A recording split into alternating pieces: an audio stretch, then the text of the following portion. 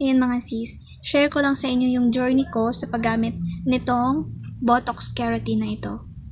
Ayan, kung sa nakikita nyo mga sis, konti na lang yung laman niya. Kasi 1 month ko na siyang gamit. Ito ay Botox Keratin Hair Enhancing Oil at ito naman ay Moroccan Oil Multivitamin Hair Serum. 40 capsule na rin siya mga sis. Ayan, konti na lang yung laman niya kasi nga matagal ko na siyang ginagamit. Mga 1 month na. So, ayan na siya. Yan yung resulta ng paggamit ko sa kanya. Sobrang ganda niya mga sis. Nawala din yung mga split ends ko sa buhok. Dahil lang sa paggamit ko neto. At nagpapastraight siya mga sis ng hair natin. Itong ating hair enhancing oil ay nagsistraight ng hair roots and nag-reduce ng hair loss. And then nag-e-enhance rin siya ng hair strength and syempre nagpapashiny.